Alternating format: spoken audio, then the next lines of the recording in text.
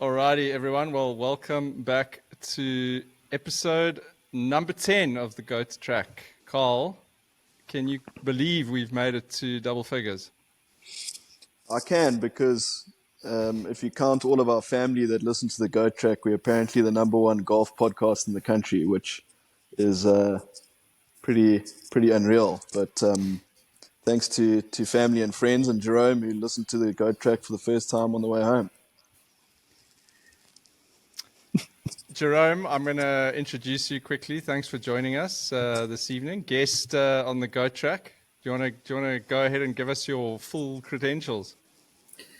Thanks guys for having me on. My credentials is not much to really speak of. What I do enjoy though is I'm quite a ferocious Twitter user, but literally just rugby. It's about the only thing I converse with people on. So I'm hoping I can maybe add some value in that domain. Well, that's exactly why we got you on. Well, no, we're actually going to just talk golf this evening, but I mean, give your inputs. I thought the golf season ends after the majors. Yeah, you'd be right. Well, it has been a little bit of a lull. Yeah, it has been a lull. Look, we do have the Ryder Cup coming up next week, so that's probably one of the highlights of the golf calendar for a 2-year period, actually. But honestly, if you had to mention golf to someone at the moment, or if you had to mention 7-1 to someone at the moment, I don't think they would be claiming that to be the latest score between United and Liverpool. I think 7-1 is what everyone's on. What's on everyone's lips is the bench for the Springboks. Seems to be where everyone's mind is at the moment. So, guys, if you're tuning in to the Go Track, thanks for listening. As Carl said, goodness knows how, but the Go Track went up 53 places in the golf. Overnight, it went up 53 places and somehow is now occupying the number one spot on golf podcasts in South Africa. Look, it could be a very short stay on the summit, so we're going to breathe in the air and we're going to give it as much volume as we can. But it's good to see Carl and Jacques' hard work paying off. But yeah, we are talking. We are not talking golf tonight. We may do some golf banter towards the end of this, but we're about 2 weeks into the Rugby World Cup. We really wanted to further our discussions, our in-depth discussions, which before we went live earlier, Jerome described our podcast studio as a bathroom, which I think is pretty apt. We do apologize for the slight sound issues on the last podcast, but listen, if you came here for audio quality, then you're definitely in the wrong place. But yeah, there were a couple of rugby takes, so we might revisit a couple of those 2 weeks into this podcast. And then we're very psyched to have Jerome with us to give us some hot takes. He's an enthused Twitter user on the topic of rugby, and certainly has been a little bit of controversy even 2 weeks into the tournament. So I want to start by asking you, both of you, I'll start with you, Jerome, what has been kind of your highlights, your takeaway from the first 2 weeks? Yeah, it's always funny because the World Cup is like, the first part of it really is these pool stages, right? So some of it is actually a bit like rubbish. Well, not rubbish, but it's not really intriguing, right? I mean, like us beating Romania by 70, 80 points and Ireland beating Romania 70, 80 points. Not great, right? But what I do really enjoy about this beginning stages is watching some of the tier 2 nations playing nicely. Uruguay did very well against France. I was looking today, Uruguay were leading halftime against Italy. Obviously, Fiji doing quite nicely. And so that for me is quite nice always to see because, the tier 2 guys outside of the World Cup, barely play, right? It's really great to see them getting this exposure and playing in tournaments where they can get the exposure and seeing their development and their growth. You can see, back in the day, Namibia used to take more than 100 points, and even them, they've slowly and steadily improved. Still, obviously, a long way to go, but so that's what I quite enjoy, at least from a bit of a difference perspective. And I've enjoyed watching Fiji. I have to say, especially that Wales game, it was just incredible game to watch. The Wales guys try to go toe to toe with them. So, whereas I think the Australian game was a bit different. I think they kind of went into their shell a bit. They didn't throw it around as much, but still, nonetheless, was great. So you're looking for those upsets. I think that's what these first few weeks are. That's what I really enjoy. Yeah, and I'll just add in. We are recording this on Wednesday evening, and Italy have just beaten Uruguay. But that was a entertaining watch. Italy obviously proving pretty strong in the last sort of half an hour, 20 minutes. But again, it's really, really cool. I second what you're saying around watching a team like Uruguay. They gave France some decent fights as well. And you do wonder if teams like this got to play against quality opposition more often, how much it would have helped their development. Hoff, what's stood out to you so far? Yeah, I think what Jerry is saying is 100% accurate. I think it's been epic to see. Maybe adding Portugal to that list as well. I thought they played pretty well against Wales as well. Like epic line-out try that they scored against Wales. Yeah. No surprise that Victor Matfield spent a couple of weeks with them leading up to the tournament. So you could see his mark on the little Portuguese oaks there. But yeah, I think the standout has definitely been Fiji. There's no doubt about that. I mean, they turned the screw against Australia. I'm really disappointed that they didn't get across the line against Wales. Obviously left it a little bit too late. Probably should have still got across the line, dropping the ball at the end there. But I mean, they've basically, I mean, our group was touted as a group of death, which I think it still is. But I mean, that Australia group has turned into the actual group of death. I think two things for me have come out of it. One, the strength of, a tier 2 nation like Fiji, but also how weak Australia are. Cannot believe how insanely weak they are, how badly Eddie Jones has done. Maybe we'll be sitting here in 4 years' time if they elect not to sack him after this and say he was a flipping genius. I doubt it. I hope not. But yeah, those have basically been the two interesting things. I mean, it's such an interesting debate, this whole tier 1, tier 2 thing, because how do you factor these guys in?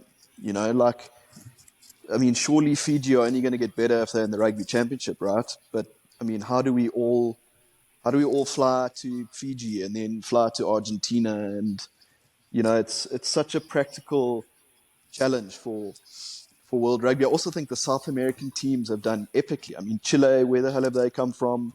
Uruguay, as we've said, epic. Argentina, okay, maybe in the context of Argentina, they've been a little bit disappointing. But I mean, from a South American perspective, suddenly we've got three nations playing decent-ish rugby. Where do they fit into the equation? So yeah, I think there've obviously been the big clashes.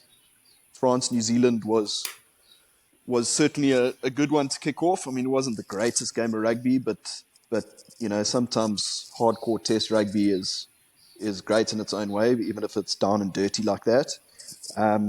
Scary performance by France. How calm they were, how calculated they were, which is very un-French-like historically. So yeah, I think it's been a really lacquer tournament so far. I think South Africa have been good. I'd like them to be a little bit better. It's going to be interesting to see Pollard at 2. Just kidding, but I think we all knew that was coming as well. But yeah, definitely the highlight's got to be Fiji beating Australia. Yeah, so, I mean, sorry, just to jump in there. Yeah, jump in there. Yeah, just a few other things. I mean, I think the thing is that what has made a difference, I think, to Fiji and to the South American teams is is the Fijian Drua getting regular game time. I think that's made a big difference. And there is that South American professional comp at the moment where there's a team from Chile. I think there's two from Argentina, one from Uruguay. So they're also getting more regular pro rugby, right? I think that's making a massive difference. And the MLR, Major League Rugby, funnily enough, didn't help America, but it's been helping some of the other countries get that exposure. But geez, you just look at Fiji. I mean, those guys are born rugby players. It is just insane. Huge, skillful, fast. And what's so funny about them is their lock is like the oak playing lock is quicker than the oak playing wing. I mean, they basically, you can only differentiate them because of the number on the back of their shirt. 100%. I mean, we go crazy when Erkje Snyman does his awesome, passes over the heads and that. But I mean, their oaks have been doing that for years, right? Yeah. So yeah, it's incredible. And yeah, as you say, I mean, I guess the big clashes are always there. I think there have been some disappointments. Like you say, Argentina wasn't great in that first game. Yeah, England, even though they have been winning. Japan, been disappointing. I thought they fought well for a bit in that game against England, but they kind of fell away. But yeah, some crackers this weekend. So looking forward to that. I think also with the Tier 2 debate, I think the fact that they changed that rule where basically, the likes of Charles Piutau and folks that have played previously for the All Blacks and that can go and play for a Tier 2 nation has also been good. But yeah, I think playing is the most important thing, as you say. I heard quite an interesting suggestion on Jim Hamilton and Andy Good's podcast, where they were like, well, maybe there needs to be like a promotion relegation kind of situation for the Rugby Championship and the Six Nations, where if Italy finish last in the Six Nations and Georgia finish first in the second tier Six Nations, then they must come up, and likewise with the Rugby Championship. Although I suppose those kinds of things are always good for us as fans, but financially they just don't work, Yeah, and it's also like a turkey voting for Christmas, right? Because the existing teams have to vote to have that. And I know that obviously Georgia has been pushing very hard to get into the Six Nations. And, the likes of the teams that have, and again, it always changes, but, like Italy and Scotland have obviously pushed back very heavily on that relegation. Yeah, of course. Scotland, you wouldn't think now, because they actually, they're playing really well. But they have had some bad, worse years many moons ago. So that's also a tricky thing. But yeah, I just think, it really is time that World Rugby, because you want the game to grow, right? You want to have more teams competitive. You want to make it bigger. You shouldn't be afraid of that. You shouldn't be afraid of that as a big team. You should embrace that, because, it's only going to be beneficial for you as well. It's bigger for your game. It's more exposure, so you feel that should also grow your game in ways you didn't think. So I don't think people should be scared of it. I know it's hard to not be, but that's just my sense. Yeah, it is interesting. It is interesting that it's been such a closed system in some ways for so long. I mean, if you have to go back and look at the world rankings for the last, 20 years, there's a bit of churn amongst sort of the top 6 teams, and outside of that, maybe the 4 teams outside of that, a couple have changed here and there. But I really agree with what you're saying, Jerome, around the fact that, this is the one time that we really do get to see these teams, on a world stage, and really see that there's actually a huge amount of potential for that growth of the game in terms of like viewership. Now, on the flip side, and my mind goes to cricket here immediately. If I look at what Australia and India and England Complete have done, opposite, right? where they basically have tried to shrink the game, and just completely, double down on the fact that they hold all the viewership and that, and us and teams that have tried to been coming up. I think of a team like Bangladesh, I think of Zimbabwe, I think of I guess teams like the Netherlands, and that teams that we've seen a little bit of flashes from at the World Cups, but it's just they cannot break into the system. So, yeah, I would love to see some ideas around how we can improve kind of eyeballs on some of these teams. I'm sure they are playing each other, just not doesn't seem to. I mean, certainly not on my radar outside of the World Cup when these guys are playing each other. I think the Yeah, it's disappointing thing is that the model is there. If you look at like English football or football in general, with the whole relegation model, it's so fluid. There's so much on the line. No one's looking at it and going, Leeds United can't be relegated because financially it'll kill them. It is what it is, and that fluidity is almost what drives that sport. And on our side, it's like, well, the Sharks can't be relegated from the Currie Cup Premier Division because financially they just can't afford that, or the game of rugby in South Africa can't afford that. And that seems to be the sort of almost like the American stance that we leaned towards a couple of years ago in Super Rugby, where we had conference systems and all of that kind of stuff, and moving away from this relegation merit-based model, which I personally agree with it. And look, I can understand the talk about eyes on games and money and all that kind of stuff. But as a fan, I mean, you want the game that you're watching to matter, whether it's the top of the table or the bottom of the table. And that's what killed Super Rugby. Watching round 100%. 565 of Super Rugby, Reds versus the fucking Melbourne Rebels, with absolutely nothing on the line. I mean, there was nothing more flippin' boring than that, But if that game had relegation on the line, it changes it. Big time. Yeah, and I think I agree with you. I mean, I think that was one of the biggest reasons Super Rugby crashed, because they took an American system, in terms of conferences. Not everyone plays everyone, and all this crazy, which the Americans, you've grown up with that. People accept it, and they're happy with it, right? And they took that system and tried to create it in Super Rugby when rugby is not really an American, it's not really an American sport. We've never grown up having the game be like that, right? And I think that was one of the biggest, downfalls, 100%. So listen, I want to going back to the World Cup now.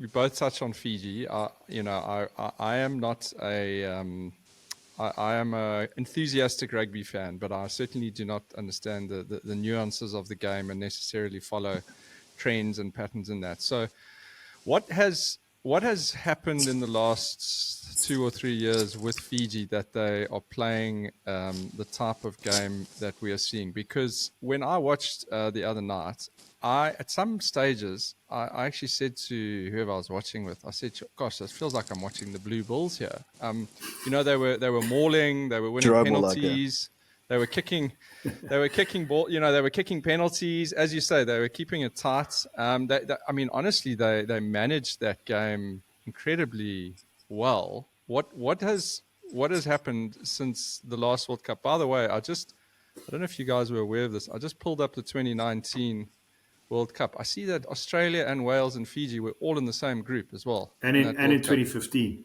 I think. Really? Yeah. Incredible. Okay. Because they got one victory out of 4, Fiji did at the last World Cup, which included Georgia and Uruguay in their pool. So it was a pretty disappointing World Cup in 2019 for them. Yeah, look, the Uruguay game was, I think they've tried to fix it this World Cup. It was like 4 days after either a Wales or Australia game. So they had to mix and match. And, obviously their depth is not as great as other teams. Okay. And Uruguay were fired up and they aimed for that game. So they were a little bit on the back foot. But still, you still back them to win it. It was a massive upset, right? I was actually looking on that. Someone posted the other day in terms of bookies, favourites and upsets. And there haven't been a lot. Like each World Cup, only about 5 or 6 each time in the last sort of 2-3 World Cups. But I think Fiji, look, I mean, and another thing is, a lot of people do say World Rugby is not doing enough for the tier 2 teams, and, they can always do more, right? But I know that they do also, what they have been doing is they focus on one team and they provide them with a lot of resources within a cycle. in terms of RB coaches and development and extra funding and all of that. And I don't think Fiji was in this last 4-year cycle, but it has had that opportunity. So I think that has helped because it's it doesn't happen overnight, right? It's got to really take time. Yes. I think the Fijian Drua, because you can't play Super Rugby and play that kind of game constantly. You just, it's not going to work. You have to have a better scrum. You have to have a better maul. You spend time together, right? You got time to work on those things when you're playing club rugby. So I think that helps. And then obviously just the coaching. So correct me if I'm wrong, or if you might know, but there was a guy who was it Vern Cotter, I think, who was Fijian coach. And then he's something happened there or something, and he kind of resigned. I don't know if it was this year or relatively recently. And Simon Raului, who I think was involved in the coaching setup. But that's like, it's Vern Cotter is a serious coach, right? So Simon Raului seems to have really carried that forward. So I think it's a combination of factors, and that's all they needed. I think the Drua is the most important one. I mean, if you look at like as soon as the Jaguares were in Super Rugby and Super Rugby was still at a reasonable level at that stage, suddenly Argentina were smashing it out the park. So I couldn't agree more. And I mean, they've always been such a skillful, fast team. I mean, they've always been right at the top of the sevens game. It's just been their scrum, their line out, their set piece that has really battled.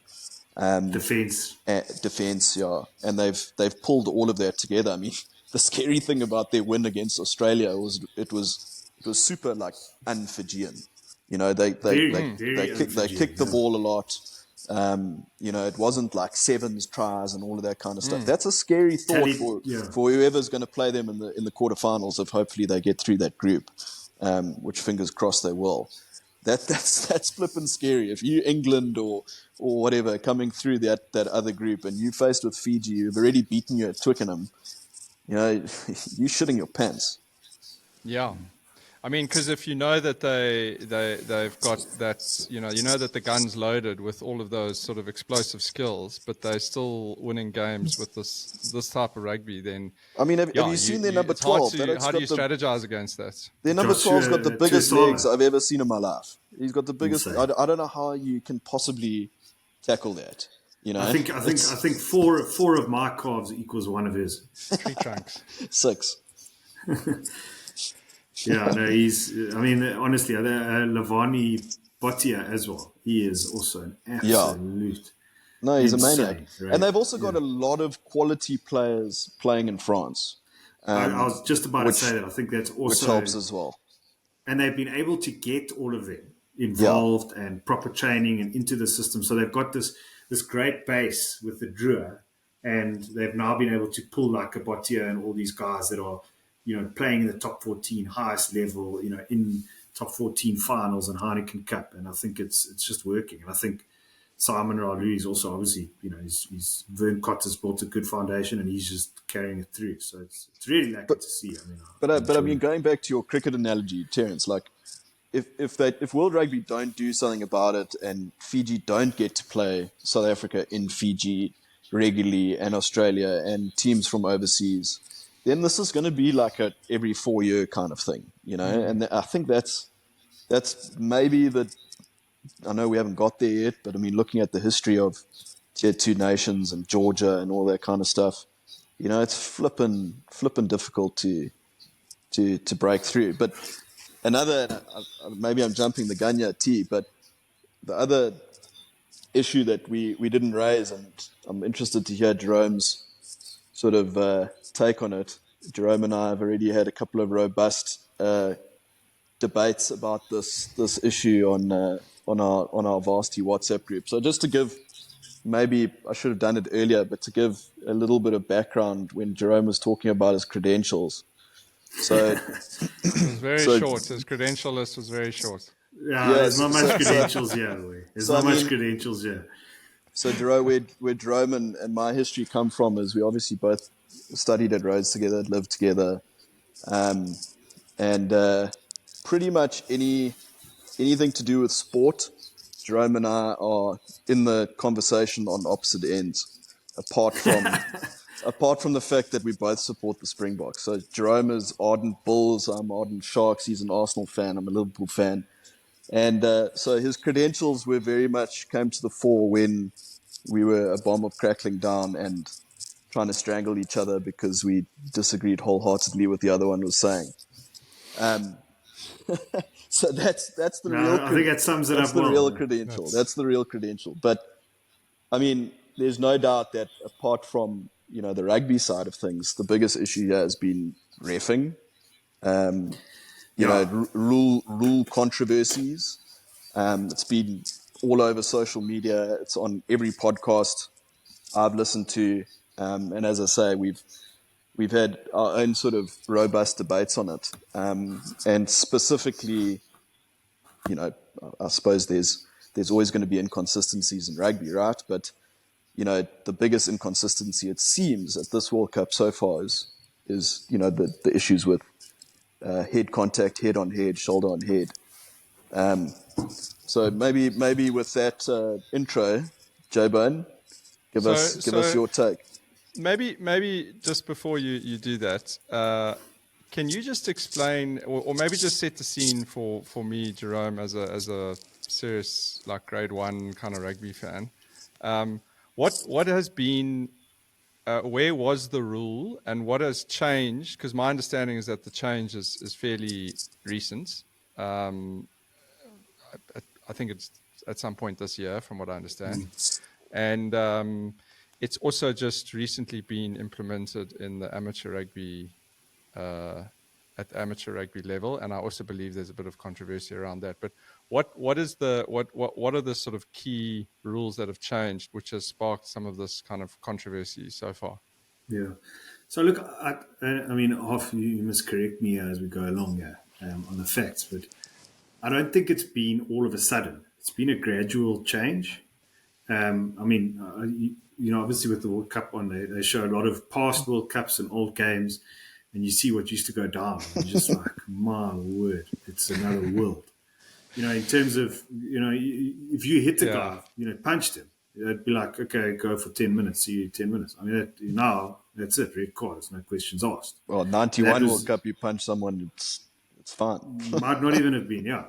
They might have just given a penalty, you know what I mean? So the game has steadily changed over a long period of time. And I think a lot of reasons, I mean, there's been a lot of reasons for that. I mean, there's, for one, you look at the NFL, and I think it's kind of started with that, with all those guys getting, I think it's CBT, the concussion thing where, do you have mental health issues later in life? And now there's this big, or threatening this big class action from some of the top players. Cole Heyman's involved. He's a name that you probably remember, but there's a few other guys, a guy from Wales. The list is growing. So I think World Rugby is under increasing pressure to show that they're doing something, and that they're warning players that, this is the risk, and that they're being shown to do something to avert these issues, right? So it has been a gradual change. My personal view, and it is a very difficult discussion because I can hear both sides, but I think there's a place where we are a lot more careful, because we don't want young kids or people that could be incredible rugby players to not play because whatever it may be, their parents just feel it's too risky, or they get a couple of head knocks. You look at what happened to Pat Lambie. It's he got that one head knock, he just never recovered from it. Still suffering. Which is, yeah, exactly. And I think you must also realize that change is always hard, because you are used to something, and it is difficult and it is painful. But the only way you do it is you've got to be strict. You've got to do these red cards. You've got to take a hard line. And I know, there's inconsistency and there's going to be sort of growing pains. I accept that, which is not ideal. And I think we can all agree that inconsistency in refereeing is incredibly frustrating, or sanctions once a guy's been, cited and all of that. And I 100% agree. But I think fundamentally the principle to try and make it safer, I think, should still be very carefully looked at and sort of advanced. Again, we can talk about how we should do that. But I do think it's something. I mean, the science is there, right? And someone like Carl Ham, incredible rugby player, and his brain's battered and bruised. It's incredibly sad. Um, So the so intention, the intention is good and positive, and what we're seeing at the moment is a very early issues with the sort of officiating of it, and the actual kind of teething issues around players like having not adapted necessarily to the rules, and then also some inconsistencies around how it's been applied. I mean, I think those have probably been the biggest frustrations that have come out of the World Cup so far. I think the obvious one was I guess was it the Tom Curry incident from the first round of matches where guys were putting that up against. I think there Chilean guy. was it Jesse Creel who also had Jesse Creel, there were a yes. couple of those side by side images which looks a bit tough on World Rugby and on the refs. So for me as like a very average kind of couch fan, I guess what I find frustrating is when there's no clear distinction between kind of accidental contact and like intentional contact on the field. And I know that that's probably difficult for referees to discern, but with all the sort of TV technology and that we have now, it does seem still a bit frustrating that there's some incidents which seem very minor in their actions are given a punishment which can have a huge. I mean that England getting a red card in the first sort of 5 minutes. I mean should have had a huge impact on the outcome of that game. they're used to playing with 14 men now. Yeah, that's true. Yeah, And Argentina look, was so Owen sharp as well. Farrell's just been getting them to practice that for a while. Yeah, Exactly. Now, look, I hear you. I think the thing is, it's such a tricky thing, right? And the inconsistency is maddening. I hear you. The thing that comes to mind is that Grant Williams tackle in that Argentina game at Ellis Park, and the ref didn't even stop the game. Never mind, and then he didn't give a penalty, nothing. And then the guy got red carded. I mean, that is infuriating stuff, right? So yeah, I hear you. And completely. even the bans that go with it. I mean, if you look at the Simone guy that got 12 weeks, Owen Farrell got 0. I mean, that was an absolute farce. Then World Rugby appealed it, and suddenly you got, 3 or 4? I mean, the Oak's been tackling with the wrong shoulder for bloody years, Yeah. and I think all of that plays into it. I hear the view of trying to protect guys. I think it's an important one, but I also think World Rugby need to almost figure out what their mandate is. Like, are they out there to protect players? And if so, how far does that mandate extend? Or are they there to protect the game? And that's not to say that they're mutually exclusive. You can have a mandate in one and still protect players in the other. And I hear your point that rugby's been changing for a long time, and I certainly agree with that. But now listening to guys trialing rules about tackling below the waist and all of that, I'm almost like, is this the same game? Is this the same sport that we're watching? And is it going to get to a point where guys almost say, okay, well, tag. if you want to stay here and play this game and watch this game, that's fine. I'm going to go and play normal rugby on this side. And I don't know if that's a year away, 5 years away, 10 years away, 50 years away, even an option. I don't know. It's just speculation, of course. But, I don't think rugby can sustain a further split. I mean, let's be honest, if there was no such thing as rugby league, our sport would be massive, especially in Australia. It would actually be scary. I actually can't believe that there is such a thing as rugby league still. But anyway, that's a debate for another day. Exactly. It's got to be one of the most boring sports in the world. But I don't quite know what World Rugby's mandate is, because I don't think they should be scared by a class action, and I'm not saying that they are. But I heard an interesting view on a podcast where they basically spoke about boxing in that. And they were like UFC, where, you go into those sports knowing that there is a significant risk of being completely, fucked in the head, really, going forward. And if someone said to a boxer, like, from now on, you can only hit below the chin kind of thing, you can't hit the face, is that still boxing? That's the question for me. Like, is this going too far? For me personally, I think it is. I get that we need to respect players, and I don't think guys should be intentionally knocking each other out and all that kind of stuff. But I think these head-on-head incidents, sure, they're dangerous. I get that, but they're not intentional. And I think the interpretation of it just takes the situation to the next level. That you've got Curry with a ban, the Chilean guy with a yellow, and then Jesse Creel didn't even have a penalty against him, thank God. I saw it live. I was like, oh, he's fucked. He's gone. Which was the right decision as well. I was kind of like, just play on, Yeah, move on. Yeah. So, but in hindsight, to be honest, I think you could have distinguished his one. I haven't watched the Chilean one as in depth, but in Jesse's one, he definitely hits the chest first, and it's a huge difference there, right? But look, I completely hear you, Carl. I completely hear you. I'm scared that this is going to decide a World Cup. Yeah, no, I think someone's going to come out the air. Someone's going to come out the air and knock someone in the head, and and that's it. And if that's us, fuck, man, no, it's devastating stuff. Devastating stuff. And they almost need to decide what they want. World Rugby, where do they want to go? I hear you. And look, I think these hard conversations have been had at NFL also big time, and I think there's probably very differing views.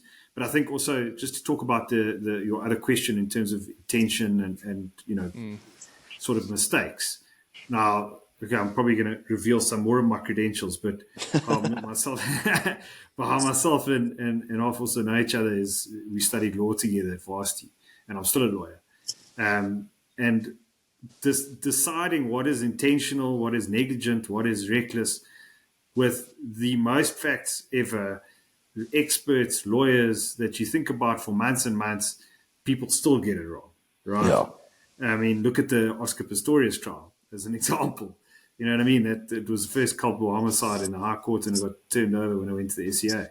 So to ask a ref in those moments to decide if something is intentional or not, I think would make it just almost impossible to ref. And I hear you as well, because you don't want an accidental thing to be a red card, right? It's just you're not doing it intentionally, right? But I think that'll make it even more inconsistent. If someone runs into another guy's head, like the way Tom Curry did it, it seems pretty tough. To me, it seems pretty obvious that it wasn't intentional. It wasn't a flying headbutt. I think the easiest thing to stop interpretational issues would just be, if it's going to be zero tolerance, then if it's head on head or shoulder on head, you fucking gone. That's it. It's red. It's red. Nothing to interpret. Yeah. That's it. But it seems, I can understand scrummages being interpreted in different ways. Mauls, rucks. You can pick out 30 penalties in every frickin' ruck. I can understand that being having issues. But with this, it must be zero or not at all. It can't be kind of zero tolerance, and that's kind of what it feels like at the moment. It's like luck of the draw, Let's see what the bunker has to say. And listening to Steve Hansen's comments before the World Cup, he was saying that. He's like, once it goes to the bunker, you just don't freaking know. You don't. Is this yellow? Is it red? Is it 3 games? 0 games? There's zero consistency around. Go to tackle school Owen Farrell. Yeah, apparently pass it and then do it a couple of months later. So obviously, tackle school's exams are not too strict. So I was reading just out of interest. I was reading an article about they've just kind of implemented these law changes, in the amateur games. Yeah, I think it's in England, right? In some club rugby games, yeah. And they Yeah. interviewed a whole bunch of amateur rugby players around how, like, essentially, how did the first week of your matches go? And I mean, the feedback is pretty scathing. And now, obviously, you're now dealing with a lower tier of like referees as well. So, there isn't as clear communication. They're not trained necessarily, like, as proficiently. But yeah, it was quite interesting reading it. I mean, the one guy said that every time somebody tried to rip the ball in their game, the referee blew it as a high, essentially a it was a high hit, because disaster, it was right? above the sternum. So he said there were like something like 15 penalties for like guys essentially just trying to rip the ball. Yeah, And I that's a guess, disaster. I suppose, like from my perspective, being like I'm kind of like a couch, I'm a couch rugby fan, and I love the game, and I'll watch every Springbok game, and I watch, I'll watch. I'm a Sharks Springbok fan, so I'll games. probably watch 50% of. 50% is probably a lie. I'll probably watch 20% of like Sharks games in a year. That's an impressive number in this day and age. That's Yeah. 20% too much. Yeah, but okay. So my point is, I'm not watching a crazy amount of rugby, but I echo some of your thoughts, Hoff, in that rugby has a brand. The game of rugby has a brand that it Dilemma. needs to consider, because it is considered to be one of the most sort of raw kind of physical games in the world. Brutal. And that is what, that's what it stands out to when you sit down and watch a game of rugby. And I've done this many times with a friend who's from North America or whatever. Guys are like, holy shit, this is nuts, and not because guys are beating each other over the head like they do in ice hockey or whatever it is, but just because of the non-stop, like, it's not a single play like NFL, and then they all like high five each other, for 30 seconds, and Celebrate. it's a 10 Like minutes. the English team currently. Yeah. It's 100%. Like 10 100%. minutes of like ferocious, like 20 phases, and guys just like beating each other, and dudes bleeding, and like whatever. And it's like, if they go too far with some of these rule changes to the point where people go, like, you know what, I'm not 100% sure what I'm watching here, because it seems to be that like minor contact between players is now considered kind of illegal. I have concerns for like that kind of brand, for that shine coming off of that brand of rugby.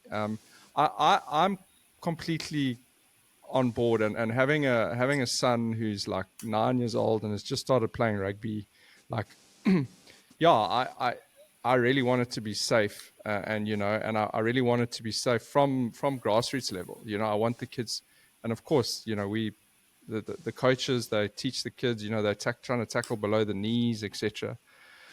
But I do think that there's a balance to be struck, and I think from what I've seen in the World Cup so far, they've gone a little bit too far. Yeah. No, look, I hear you guys. I think there's always, I guess it's always also, how do you change behavior and how do you change outcomes, right? There's many ways you can do it. You can kind of hit it with a sledgehammer, ban everyone, do red cards. I always feel that's quite a negative way of trying to change things. For me, I always think a better way of changing things is to get buy-in, get people to believe that rugby can still be that sport that you guys have been talking about. That where there's the collisions and it's fierce, but it's also lots of it's skillful and it's fast and it's all of those things. But that you don't go for a guy's head. It's basically off. Everything else is fair game. Maybe there's parts between his groin, but apart from that, That's a bull's unless tactic. you buck Shelford. So Or your and I Hundaroo. think yeah, exactly. So I think that's the thing is that I don't know. Like, do you get like the key leaders and coaches to buy into this and to start from the top and say, guys, we love this game. We hate the way that all this reffing thing is stuffing it up, but we've got to be better. we've got to train better, we've got I to try think it I think that's lower. part of it. You know what I I think mean? that's part of it. But I think they've just got to stick I don't know to if folks are something. doing You know? enough though. There, I don't know if guys are doing enough. You know what I mean? I Well, mean, look at maybe Owen Farrell. maybe Like, it'll how maybe it'll does work. Owen Farrell still playing? Yeah, Honestly. 100%. I mean, the guy goes to tackle school. He comes back. He does it like the first game back. I mean, it's just insane. But that's why I say if they're gonna go zero tolerance, then do it. You know, go all in. But then it can't be an interpretational issue. Okay, yeah, maybe one or two I can understand that, but for the most part, head on head, shoulder on head, fucking gone. You know, that's it. That's how it changes. It's a scary thing because what's the next change and what's the next change? You know, I hear you. that's the I problem. suppose, like, if you think about racking, I was also seeing, there was, I think it was on Supersport, they're showing like an ad or something of racking, like back in the day. Jeez, guys used to get absolutely destroyed. No, it's intense. And U-bolts. I mean, that's gone, right? U-bolting in our day at school was like, if you could U-bolt someone, you're like a hero for 3 months, you know? And that's that's gone. But remember, that was outlawed, you know, quite a while ago, and you don't really see them anymore. Like, obviously that George, was it the Tongan guy? Who was it? Who got 10 weeks? Was it a Tongan guy? Yeah, the tip tackle. That was for a tip tackle, right? Yeah. But you see, but that's the thing. So that's changed. We don't talk about tip tackles. I mean, it just doesn't happen anymore, right? Yeah, 100%. So, you know, that's the place you want to be. I think they've just got to go all in. You know. Yeah. They've got to stick. I mean, they've got to stick to it or not do it at all. But they've got to choose. They've got to choose an identity. You know, they can't be scared. They've got to do what they think is right to protect guys and not be scared of you know, the lawsuits and all of that kind of stuff. I mean, you know, even moving. My fear as a South African fan is obviously we're so good at the physicality. That's what we're fucking good at, you know. And my fear is that this is going to change. This is going to change that brand and move it away to a different kind of brand, which will suit the All Blacks. I mean, listening to the breakdown and Jeff Wilson and all those boys. I mean, they drive me. The other day when we fucked them up at Twickenham, the one oak, I don't know what his name is. He came on and he's like, "Yo, World Rugby need to do something about this. You know, they need to speed the game up. You know, it's unfair." I mean, he's not having a go at the game or at the way the game was reffed. He's having a go at the rules themselves. I was like, cheapers, that is proper sour grapes, you know. But I mean, the reason why rugby is so cool is that it can be played in so many different ways, right? And you've got fat guys, tall guys, big guys, strong guys, small guys. You got a team like Fiji, incredible, amazing to watch. You got a team like England, absolutely terrible to watch, like paint job. Dog show. Watching paint job. Well, it would be interesting. I guess the problem is like with tip tackles, it's a fairly it was a fairly easy thing to define, right? It was like it goes through the 90, you go through the 90 or whatever. When guys are coming, I mean, if you're going to try and protect someone's head in rugby, like in contact scenarios, it's a very, very difficult thing to do. I mean, it's the same as taking oaks out in the air, right? I think like a tip, you hardly see that anymore. I mean, that's another example, though. You see, remember, like if you think about even 10 years ago, I mean, that was hectic. I mean, remember Kwagga Smith in the Super Rugby final at Ellis Park? Yeah, or Brian Urbana in the 2007 Super Rugby final. It could have changed the whole game, Jerome. Could have changed the whole game. There was a lot in that game that could have changed. I think parting thoughts on the rules thing for me is, as kind of a pretty amateur armchair fan, I would like to see some sort of leveling out in rugby rules to where the game, and look, Carl, that clip I sent you earlier before this podcast, I mean, it's outrageous when you watch that now. I mean, it's like a tip tackle followed by like an oak diving in with a shoulder onto the Jerome, half. It's corner cricket, basically you bolting a Welsh oak. Was that it's South Africa, Wales. I've seen the that Springboks clip win before. the penalty. I mean, so they get the penalty. It's great. I've seen that clip before. You know, I don't want to watch that sort of rugby. So, but I would like to see us get to a point where, you know, season by season, you're not watching a different game. I mean, if you went into a time warp 10 years ago and you watch the game of rugby now, it's completely different. But listen, we all flipping still love it. We've got about 10 minutes left here, guys. I'd like to chat about sort of the games going forward. We haven't spoken about the Springboks that much. we've had we've had obviously one very kind of tense opening game, which was potentially a banana peel for us, which I thought we navigated pretty well. What what are your guys' thoughts? Obviously, this is the big one coming up this weekend. Jerome, talk to me about where your head's at with the box. Yeah, look, after the 2019 World Cup, I kind of thought, and this was what Rassie said after we won the World Cup. He said, it was incredible, we won the World Cup, but what we really want to do is we want to be like New Zealand and be consistent, right, in between World Cups. And sadly and frustratingly, that didn't really play out. And I think there's probably a lot of reasons for that. I think COVID played a role, in terms of just completely destroying an entire year of rugby and Springboks building and all of that. And then we had the Lions tour where we just had to win. And things just didn't quite always come together. Rassie was banned and, all those things, which was a bit disappointing for me, I must say. And so leading into this World Cup, I was a bit concerned, I have to say. I just felt our consistency wasn't there. But I feel like Rassie and Jacques, it's really just been about the World Cup. I think ultimately when they took that job, all those years ago, for them, that 2019 World Cup was really a bonus. That wasn't their aim, right? It ended up being an incredible win. And I think this was always what they aimed at. We definitely we're starting to look to come together nicely at the right time.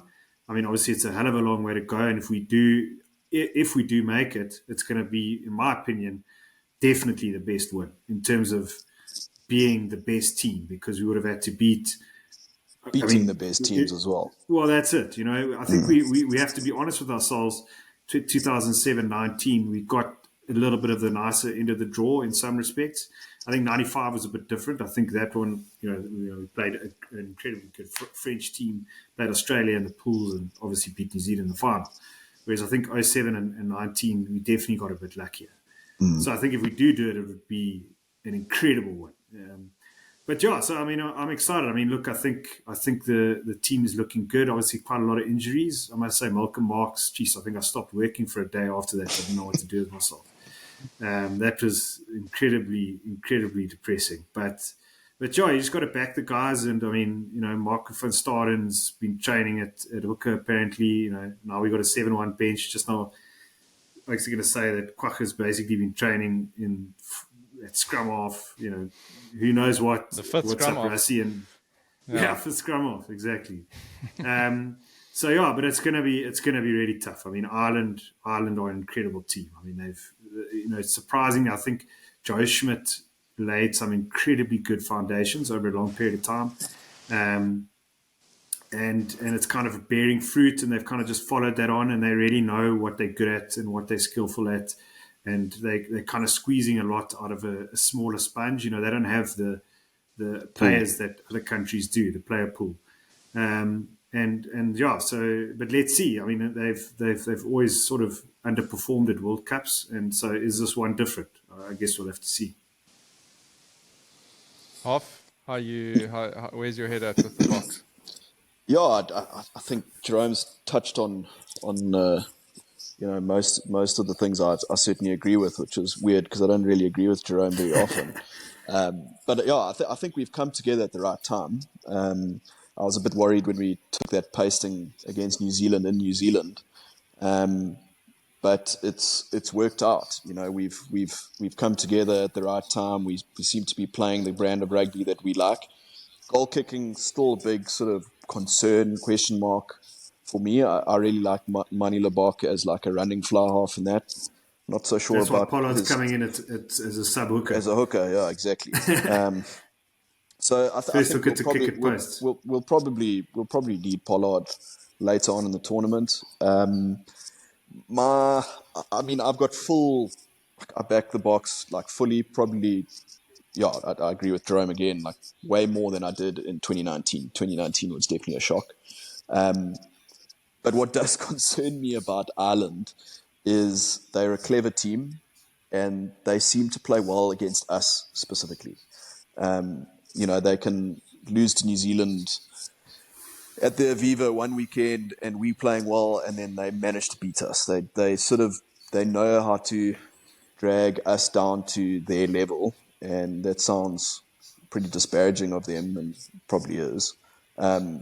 But they do. They know how to Well, beat us. when you have a guy like Johnny Sexton that plays for you, I don't think much is disparaging. And they're clever, you know. So I mean, they've watched how we took Finn Russell out the game against Scotland by just rushing him. I mean, he looked like a deer in the headlights. And Johnny knows it's coming for him. He knows he's going to get a shoulder. He knows he's going to get rushed. So, you know, what are they going to do? Are they going to pass it around the back? Are they going to try and get around our defense? So those are concerns. Are we good enough to beat them? 100%. Are we a better team than them? 100%. But, you know, they've been really, really good of late. I hope they've peaked again. Obviously, it doesn't seem like they have. But yeah, it's a scary one. It makes my palms sweat just thinking about it. I wasn't concerned about Scotland, really. I am against Ireland. It's a bit of a bogey team. If we lose, it doesn't mean that we're out, of course. But if we win, you know, and we can then beat New Zealand in the quarterfinal, as J-Bone says, it'll definitely be the most intense Rugby World Cup win. And to be honest, whoever wins the Rugby World Cup, because let's be honest, it's going to come from our side of the draw. New Zealand, France, us, Ireland. It will be an intense World Cup for whichever one of those four teams are going to win. And it is going to be one of those four teams. 100%. Well, Carl, that's I couldn't agree interesting. more. That's interesting because in our preview Rugby World Cup preview pod, I was going to bring this up. You mentioned that you know that there could be a team coming from that somehow find some form from the other side of the draw, and if they can sneak through like a semi-final and get into the final, then who knows what will happen. Now, when I watched England play that first game, immediately I thought of those comments of yours because I thought, shit, Look, it's definitely going to happen. picked this? Yeah, it's definitely going to happen because their side of the draw is so easy. And the scary thing is that they can get to a final and anything can happen. I mean, that's what happened in 2007 with England getting to the World Cup final. Exactly. And they've still got decent players, right? They got good players. Yeah. But I still think the winner is going to come from our side. It's going to come from those four. There has to be a team from that side, of course, you know, just logically. But I think Australia will take a pasting. Wales will take a pasting. England could frickin' weasel their way, you know, into something. You know, Fiji will be good. I don't think they'll be good enough to get through a semi-final. Yeah, it wouldn't surprise me to see England in a semi-final. Haven't seen anything that tells me that they're good enough to win the World Cup. Not against the teams on our side of the draw. I personally, I'm so psyched for this Ireland game because I totally agree with everything you guys have said. I think Ireland have always stood up to us and have always played really well against us. On the same front, I also think that we haven't always had as dynamic coaches in the past as we do now. And I think sometimes, you know, our coaches are very much stuck to their guns in terms of this is the brand of rugby we play and you know what you're going to get. And Ireland have strategically sometimes, you know, found a way to beat us. I'm very interested to see what Rassie and Jock have got cooked up. I mean, the bench and the fact that we don't necessarily know who our reserve hooker is like it's like is it Marco van Staden or is it Dion Fourie? Like, is Dion Fourie gonna like come on wing, or you know like if we get a backline injury, like we're gonna see like it's gonna be very Quacker is a backline. There's no doubt about it, right? Yeah. His sevens credentials are gonna come through. Yeah, no, absolutely, yeah. But it was funny. I was watching a sort of extract from an Irish podcast, and I don't know. They're naming their team. I think 48 hours is still coming, right? But they were discussing the point, like, do they name now like 6-2? Because they normally go 5-3 bench, right? They don't normally do a 6-2 bench. It's like, so do they go 6-2 or not? And they're like, yeah, but then they know that we know that they know, and it's like, geez, we're going on a bloody rabbit warren here. So, like, it's nice. Look, I mean, it's the Irish are great people, right? And their team is playing incredible rugby. I think they're going to enjoy it. I think for me, you know, not being like, I know guys are purists and sort of they want in the last World Cup, there was a bit of hana about the fact that we didn't win every game and we still won the World Cup. But fuck that. I don't really give a shit. And so for me, what I like about this game is that it's going to be tense and it's going to be exciting and that, but it's not going to be the end of the road for us. It's going to be. It's going to be. At the end of the day, the warfare. team That's that what it's wins gonna be. is going to play the All Blacks, right, in the quarterfinals, essentially. So.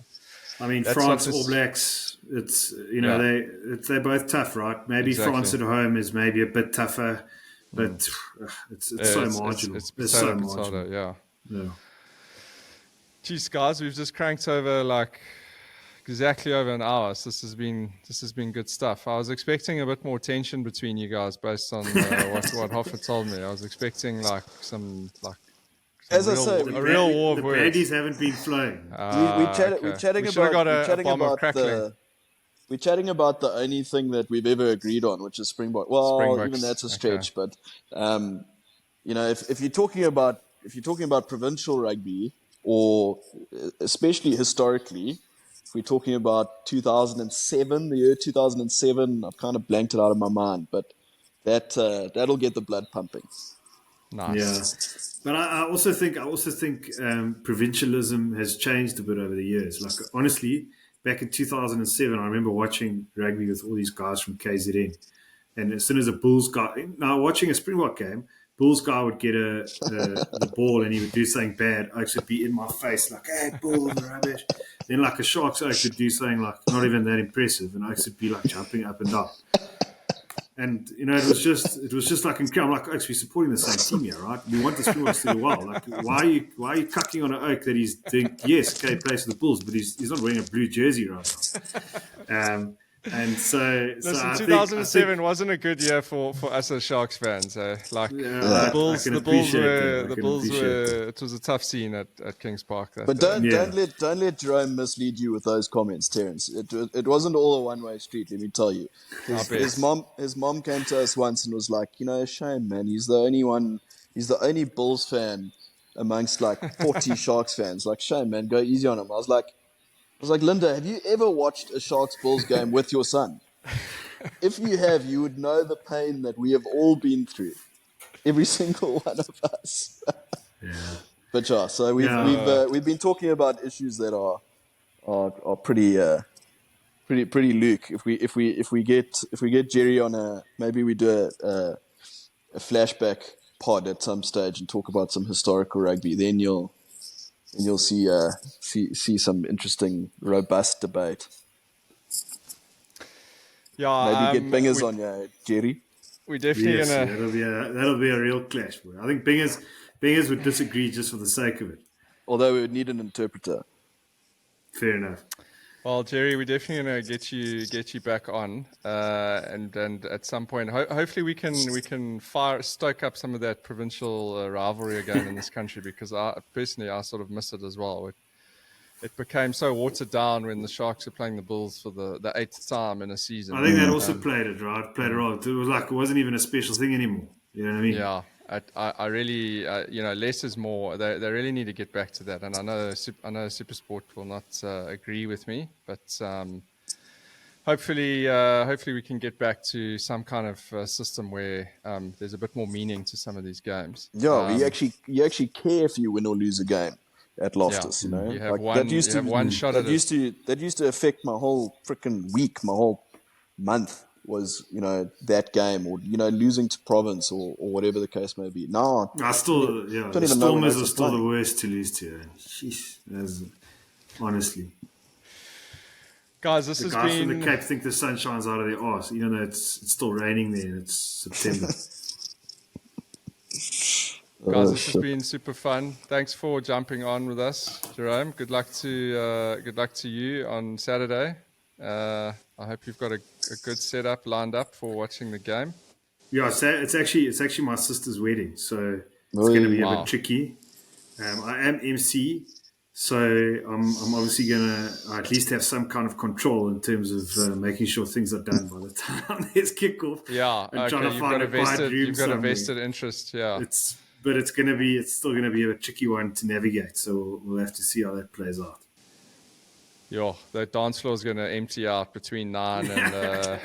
10:30. That's always going to be thought, the like, grandparents' time to do some dancing, I think. I've always thought, like, as a wedding venue or like a wedding planner, like, just like tell the people, listen, there's a rugby game this weekend. Like, don't, you know what I mean? Like, Yeah. you're gonna face some uphill battle. At But least do it in the bar, like the bar weekend. yeah, I see I we've know. got a week off between the quarterfinals. That would have been more I know. appropriate. Listen, it's not too late. I mean, you But can still have a yeah, I word know, with but your you sister now. try explain that to some people. You're like, and it's like, no, it's just a rugby game. It's like, come on, please, man. It's just, and I'm like, are you joking? This only happens every 4 years. Like, come on. So anyway, Well, listen, Hoff, it was nice to. We weren't actually playing together the other day, but it was nice to be on a golf course at the same time as you last week, and sharing some banter afterwards. I must say, I really enjoyed Cotswold. I haven't played there in ages. It was really, really lekker. So yeah, Tough. it was firm and fast. That was the firmest and fastest I I've thought ever it was. seen I thought it was going to be a hell of a long day when I lost 2 balls with my first 2 shots of the day. I thought, oh fuck this. But yeah, it was fun. It got it was better lekker. with time. So Yeah, it was nice to be out there again. That was my start as well. I was very much in first gear for the first sort of 6 holes, but yeah, thoroughly enjoyed it, and yeah, we will have to organize Jerome. Next time we do a podcast, it's going to be on a weekend with you, and you're going to be a couple of brandies down. sounds good. And I want the Blue Bulls jersey on just to get under half skin. Yeah, but cool, guys. I hope, let's hope things go as planned this weekend, and look forward to the next catch up. Lekker. Shot, boys. Thanks so much, man. Cheers. Cheers, up.